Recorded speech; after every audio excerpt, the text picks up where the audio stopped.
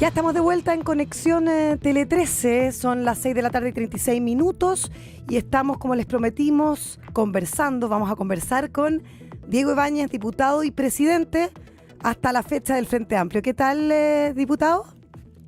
Hola, ¿qué tal? Buenas tardes, gracias por la invitación. Sí, hasta la fecha que el CERVEL saque la resolución, que debiese ser esta semanita. Ya, perfecto. O sea, vamos a tener a una mujer presidenta en los próximos días. Diego, pero aprovechamos de conversar con usted para preguntarle, porque claro, usted ha dicho que este es un nuevo movimiento, ¿verdad? Que es plural, que es joven, que es una nueva generación en política de personas que vienen de otras tradiciones del progresismo, pero también con varios desafíos y retos importantes después de estos años de gobierno en que también han tenido problemas. Entonces, preguntarles cómo asumen esta nueva etapa que tiene sus complejidades, ¿no? Sí, bueno, primero hoy estamos muy contentos, tuvimos un desayuno muy tempranito a las 8 en nuestra sede con la directiva entrante. Vamos a tener reuniones estos próximos días para hacer traspaso de funciones, para dar un diálogo político más profundo sobre nuestros desafíos. Naturalmente hay dos principalmente. Uno es poder, toda esta nueva directiva que eran 4 partidos. Recordemos que el Frente Amplio eran 12 movimientos, Uh-huh. luego fueron 4 partidos. Ahora es un solo partido y además la lista era una lista de consenso. Por tanto, yo creo que nos hacemos cargo de la división en política con una lista de consenso y eso es el primer desafío, es integrar a toda la militancia que quizás la gente piensa que es muy homogénea, pero en realidad es súper diversa porque hay movimientos de pobladores, gente que viene del mundo sindical, gente que viene de otros partidos, como el Partido Socialista, como por ejemplo Jorge Arrate, que viene de la tradición socialista, u otros que vienen del movimiento estudiantil, otros que somos de regiones, de Valparaíso. Hay harta heterogeneidad y consolidar aquello con el primer congreso del Frente Amplio, que va a ser el primer semestre del próximo año, donde vamos a tirar líneas estratégicas más de contingencia, va a ser el primer desafío. Y lo segundo es que sigamos siendo una base, un sostén para este gobierno, con la mayor unidad posible. En ello tenemos el desafío ahora de los gobernadores regionales, de que la lista municipal, que es unitaria desde la DC hasta el PC, le vaya bien en las elecciones de octubre y que, lo más importante, contribuyamos a la aprobación rápida de las reformas que son urgentes, como por ejemplo la reforma de pensiones, que eso ya no puede seguir esperando, y la unidad en política también es importante porque nos permite dialogar con quien no piensa como nosotros de forma mucho más fácil, mucho más representativa, porque al final de lo que se trata la política y de por qué hacemos lo que hacemos es para que la gente viva mejor, y para que viva mejor se necesita que las pensiones suban, que mejore la salud pública, que estemos a disposición de las necesidades desde la política para que no se convierta esto en una fractura entre la ciudadanía y los sectores más acomodados de la sociedad. Diputado, siempre hay distintas formas de ver las cosas, ¿no? Tal vez de una vereda más crítica. También no sé si usted ha escuchado el hecho de hacer el punto respecto de la cantidad de personas que luego efectivamente van y votan dentro de unas elecciones. Claro, le pasa a todos los partidos, pero para hacerse cargo de ustedes, habían más de 60.000 militantes que podían votar y votó el 20,3%, según tengo entendido, más de 12.000, casi 13.000. Eso lo deja conforme porque dice usted, estamos contentos, celebramos la participación, pero del 20% sobre un total para un partido que es eje del gobierno, no lo consideran que es poca, o también la visión de tener una lista única respecto de la presidencia, ¿no? Una lista de consenso, y que no haya habido competencia en eso también, desde una mirada más crítica, también no habla de poca participación o de poco interés.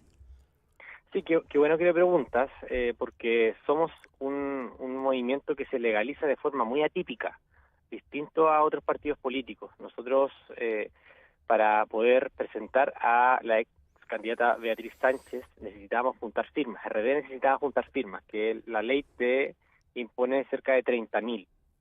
Cuando queríamos inscribir al presidente Gabriel Boric, también necesitábamos juntar firmas, y la ley también te impone el requisito de 30.000. Y ahí están los 60.000, 62.000 que tú señalas, que es justamente gente que adhiere a la idea de tener un candidato presidencial en papeleta, y que eso jurídicamente se manifiesta como un militante para el CERVEL. no, hoy no existe la figura como del adherente por firma a candidatura, sino que inmediatamente te exige que te inscribas como militante. Por tanto, mucha de la militancia del Frente Amplio son adherentes que querían que Beatriz Sánchez o que el presidente Boric fuesen candidatos. Nosotros, a la interna de nuestro partido, tenemos una nómina de militantes que son parte de los comunales, de los regionales, que participan activamente y también la de adherentes. Y creemos que el número de 12.750, que es de las votaciones más altas que se tienen dentro de los partidos políticos, está dentro del margen. Ahora, el desafío, por supuesto, como tú lo señalas, siempre es convocar a más gente. Y estamos contentos porque al menos en el último plebiscito, hasta la elección del día de ayer, votó un 20% más de personas. Y eso creo que es un indicio de que se avanza un poquito, pero siempre hay que ser súper autocrítico en esto y no marearse con los números y decir que todavía falta mucha participación en los partidos políticos en Chile y sobre todo también en el Frente Amplio. Eso te lo concedo totalmente y es una realidad. Claro, interesante porque el Partido Socialista, por ejemplo, claro, tuvo una votación bastante parecida a la de ustedes, 12.285 personas votaron en la elección del PS en el año 2022, pero claro, fue, Diego, una elección con voto presencial y no electrónico, y además era un partido versus ustedes que eran hartos partidos, ¿no? Claro, éramos 4 partidos que nos fusionamos, 4 movimientos, y en ello tenemos el desafío hoy día de consolidar el padrón, hacer el trabajo región a región. Todavía en mis redes sociales me escribe mucha gente que me dice que todavía quiere participar y no sabe cómo participar, que firmó por el presidente Boric, pero no sabe cómo participar porque, por ejemplo, vive en Bisbiri, no tenemos comunal en Bisbiri, o que viven en San Esteban y no tenemos comunal en San Esteban. Entonces tenemos todo un desafío orgánico para consolidar la institucionalidad del partido. Y quiero ser también hacer mucho hincapié en esto. Cuando a mí me tocó ser presidente de Convergencia Social, que es uno de los partidos que se fusionó, uno de los primeros desafíos era ordenar la casa por dentro. ¿Y a qué me refiero con esto? Era levantar institucionalidad, que todas las regiones tuviesen comunales, directivas, porque como era un partido muy nuevo, no todas tenían directivas conformadas, transparentar administrativamente el quehacer partidario, transparentar las cuentas. Allí tuvimos las resoluciones de CERVEL que aprobaron nuestra transparencia, elevamos los estándares también de rendición de cuentas de la autoridad interna y creemos que estamos, de hecho, por primera vez tenemos una sede, digamos, no teníamos una sede antes.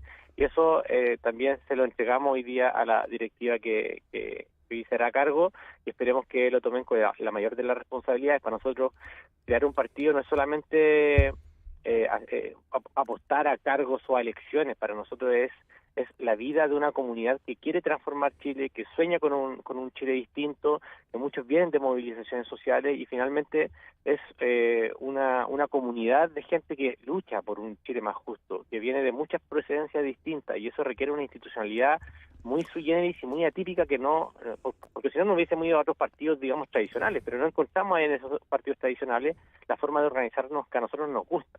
Fíjate que de las listas a Comité Central probablemente me lo va a preguntar, pero de las listas nacionales que hoy día se ven en la prensa de que uno le gana al otro, fíjate que eso solamente es 1/3 de todo nuestra asamblea de Comité Central. Es solo 1/3. Pero claro, es más bullada porque ahí compitieron, digamos, las figuras más relevantes del Frente Amplio, pero es solo 1/3 porque el resto es por descentralización vía regional, vía el frente en el que tú participas, que es, por ejemplo, el Frente de Trabajadores, gente que participa en la CUT, o el Frente Feminista, las chiquillas que son parte de las organizaciones en sus bases, que eso es el 70% del Comité Central. Entonces, intentamos inventar en estos debates que tuvimos para fusionarnos una forma que nos convenciera, que fuera típica, y la vamos a poner en práctica desde ahora y espero que salga bien. Yo tengo toda la expectativa de que esto salga bien. Una última cosa referente al mecanismo por el cual llegan entonces a esta elección y cómo se precipita la votación, diputado. ¿Qué pasó o qué comentario tiene respecto de las voces de impugnación, incluso que hubo de algunas listas e incluso de la lista al final que resulta vencedora? En el sentido de que se habría soslayado el incumplimiento del plazo de inscripción, que esa lista llegó tarde y que no debió haberse inscrito, pero que resulta ganadora. ¿Qué se dice al respecto y cuál fue su participación o su opinión al respecto cuando se produjo ese impasse? Claro, yo soy presidente, mis compañeros me confiaron la presidencia transitoria para que esta elección fuera posible. Nosotros tenemos un órgano que es autónomo de la Dirección Nacional, justamente para ser súper transparente, que es el Tribunal Supremo. El Tribunal Supremo tuvo una conversación con todos los apoderados de lista, generó ciertos autoacordados, ciertos reglamentos, y finalmente permitió que todas las listas compitieran, y las impugnaciones también las resolvió el propio Tribunal Supremo conversando con todas las listas en competencia, y finalmente llegamos a buen puerto. Y honestamente me parece maravilloso que se ocupen los mecanismos institucionales para hacer valer las posiciones. Yo creo que aquí todos los sectores, todas las sensibilidades tienen garantizada su participación y el cumplimiento de las reglas, y eso es lo que se realizó. Se dio la preponderancia que tuviéramos la mayor participación posible. Hoy día todas las listas, incluidas quienes impugnaron, han declarado estar conforme con esta elección. Estamos conversando con el diputado Diego Ibáñez. Diego, quería preguntar precisamente por lo que estaba hablando usted antes, de que claro, esta fue una elección que tenía una lista unitaria, ¿verdad?, para su presidencia, así es que lo importante para poder analizar y mirar era cómo quedaba conformado el comité central del partido. Y aquí efectivamente, bueno, triunfó la lista del diputado Gonzalo Vinter en contra de la del ex ministro Jackson. Y en ese sentido, preguntarle, usted también es de Revolución Democrática, o así lo era, si usted siente que hay un castigo hacia Revolución Democrática también por el caso Fundaciones, por el caso Convenio, esto de que bueno, desde el propio partido, desde el propio Frente Amplio, hayan optado y le hayan dado el triunfo a Convergencia.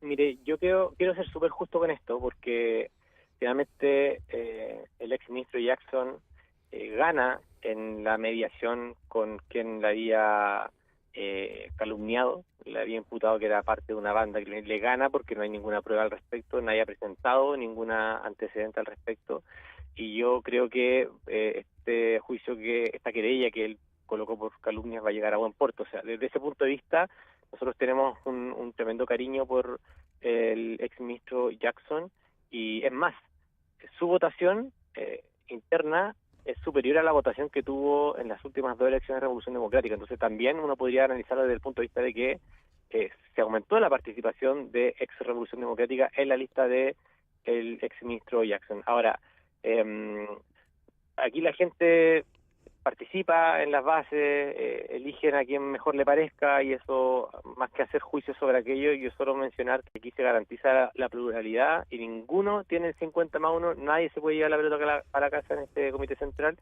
y esto también va a obligarnos a dialogar. Y no va a ser muy difícil, porque como te digo, tenemos una lista de consenso, y la verdad es que las diferencias son bien menores en por qué se levanta cada lista. Yo diría que es parte también de la pluralidad que tiene que garantizar un movimiento político en su interno.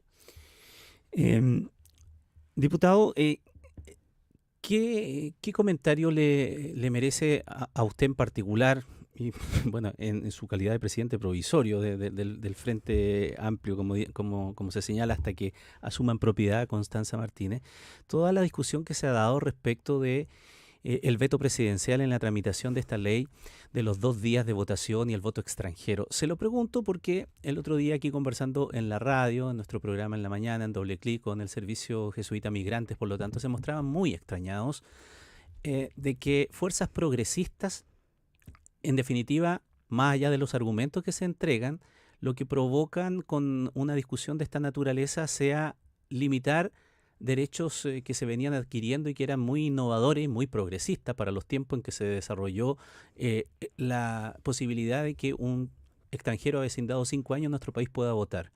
Ellos ven que cualquier intención que va en contra de limitar ese derecho es un retroceso y que va en contra de quienes se declaran progresistas.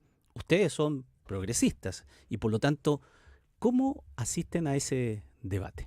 Fíjese que yo estoy de acuerdo con el Servicio Jesuita Migrante, totalmente. Y aquí creo que lo que está en cuestión no es el derecho a voto de la comunidad migrante, sino es que se le va a aplicar la multa o no en ciertas condiciones a la comunidad migrante, si es en condiciones de residencia o en condiciones de ciudadanía. Ese es el debate técnico que existe hoy que no resuelve la comisión mixta, que el ministro Elizalde solicitó abrir ese debate y por parte del senador Osandón hubo una negativa y que esto lo llevó a mixta y finalmente termina como una especie como de ley que es como más bien un cascarón vacío, porque termina sin multa y eso lo hace finalmente que sea voluntario, cuando la idea era que fuese obligatorio, porque este debate ya lo dimos en el periodo anterior. Pero respecto de lo que señala el Servicio Jesuita Migrante, yo estoy de acuerdo. Aquí no se le puede negar el derecho a voto a quien tenga los años de residencia respectivos. El punto está en la obligatoriedad de la aplicación de la multa en ciertos casos. Pero usted hace, diputado, mea culpa respecto de la forma en que ha sido tratado este tema. Yo he conversado con el ministro Elizalde. Él en la comisión del Senado, cuando se debatió, colocó los puntos sobre las IES, pidió apertura del debate sobre este tema y no se le otorgó. Y ahora vemos las consecuencias de aprobarse una ley que es básicamente un cascarón vacío, que es un voto obligatorio sin multa, que es básicamente un voto voluntario fantasma, porque eso es lo que es. Y yo estoy de acuerdo con el voto obligatorio y estoy de acuerdo con la multa. Ahora, Pero este cascarón que usted habla, que está un proyecto vacío, es porque ustedes rechazaron el proyecto en cuestión.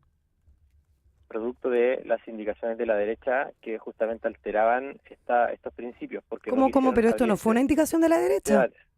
Sí, pues la derecha en el Senado y tanto en la Cámara de Diputados tuvieron indicaciones para aumentar la multa. Luego lo que llega a mixta es finalmente lo que no se resuelve entre la Cámara de Diputados y entre el Senado. Y en la comisión mixta finalmente termina rechazándose esta opción. Claro, pero no por la multa, diputado. Aquí por un cambio que ustedes hacen como oficialismo respecto de hablar de electores en vez de ciudadanos. No tiene que ver con la multa propiamente tal. De hecho, en la mixta ya estaba indexado una baja. Tiene que ver con tres cosas, porque en la mixta tú no puedes votar por separado, tú votas todo como un paquete. Tiene que ver con tres cosas. Primero, con el monto de la multa. Segundo, con la obligatoriedad de aplicar la multa a los migrantes residentes. Y tercero, con la obligatoriedad misma, porque hay parlamentarios que estaban en contra de que sea obligatorio y querían volver al debate del voto voluntario. Por lo tanto, razones para rechazar esto hubieron muchas, como 13 parlamentarios que hay en la comisión mixta, que son entre senadores y diputados. Por eso esto se convirtió en una especie como de amalgama, donde por distintas razones todos terminaron rechazando. Y ahí el ministro Elizalde lo que dice, ok, vamos a dar de nuevo este debate, vamos a vetar, vamos a ingresar con suma urgencia para que salgan luego las reglas que se van a aplicar en la elección de octubre. Esa conversación está pendiente a la vuelta de la distrital. Hoy estamos en semana distrital. Debiese ingresar, yo diría, el veto... la próxima semana. Si no es el jueves o el viernes, debiese ingresar el día lunes de la próxima semana para que se discuta con suma urgencia y entonces zanje la próxima semana.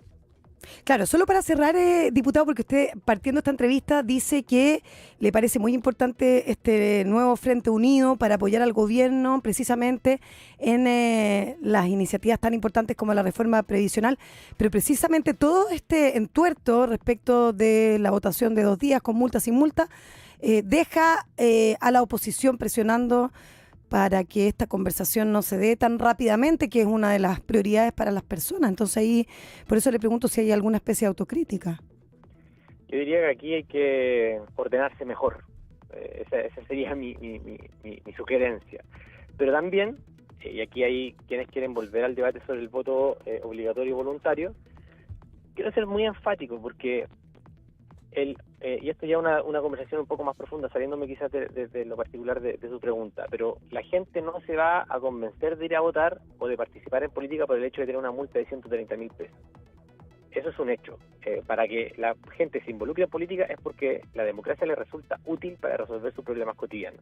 Si hoy día tengo una pensión de 50.000 pesos, una pensión autofinanciada de 50.000 pesos para una mujer, y esto no se mejora en la reforma de pensiones y seguimos 10 años esperando más, obviamente la gente no va a estar, como se dice, ni ahí a votar porque piensa que el voto no sirve de nada y no va a cambiar nada en su vida. Entonces el debate de fondo también es ese, es cómo nos hacemos responsables de que la obligatoriedad o voluntariedad del voto no termine siendo una cuestión que separe más a la ciudadanía de los problemas importantes, que son la reforma de pensiones. Entonces el llamado es, si es que estamos o no estamos de acuerdo con el voto a los migrantes, no, que eso vaya por un carril separado de lo que es la reforma de pensiones, porque lo que ha dicho la derecha es primero, no vamos a aprobar la reforma de pensiones si es que está el ministro Jackson. El ministro Jackson da un paso al costado y todavía no la va a aprobar. No vamos a aprobarla si es que la ministra Ríos por el tema de los indultos no sale. Ya, salió y todavía no aproban nada. No vamos a aprobarla si es que hoy día no tenemos el resultado del plebiscito del segundo proceso constituyente. Bueno, lo tienen y todavía no aproban nada. Y me quedan dos todavía. El tema del aborto legal, dijeron que por presentarla no iban a aprobar nada, y el tema de la multa a los migrantes, que tampoco van a aprobar nada, y que ahora más encima hay que esperar los resultados de las elecciones municipales. Entonces, bueno, apúrranse un poquito, pues, si creo que uno puede ser tonto hasta las 12, entonces no ocupen cualquier excusa para echar abajo lo más importante de la política, de todo lo que hemos hablado. Lo más importante es subirle la jubilación a nuestros viejos y a nuestras viejas. Y eso hay que hacerlo de forma rápida, no esperando 10 años más. De lado a lado, diputado, echándose la culpa con esto de las excusas. Interesante para el ciudadano de a pie, ¿no?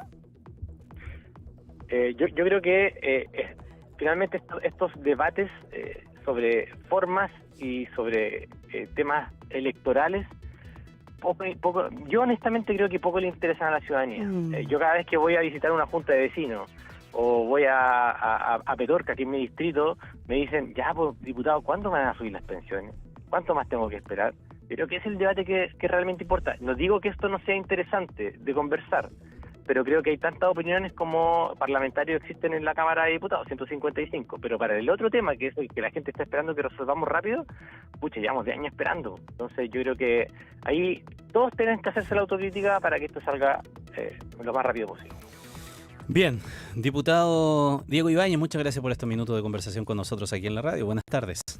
Muchas gracias a ustedes por la invitación, ahí a disposición de lo que necesiten. Un abrazo. Muy buenas tardes. Chao, chao. Chao.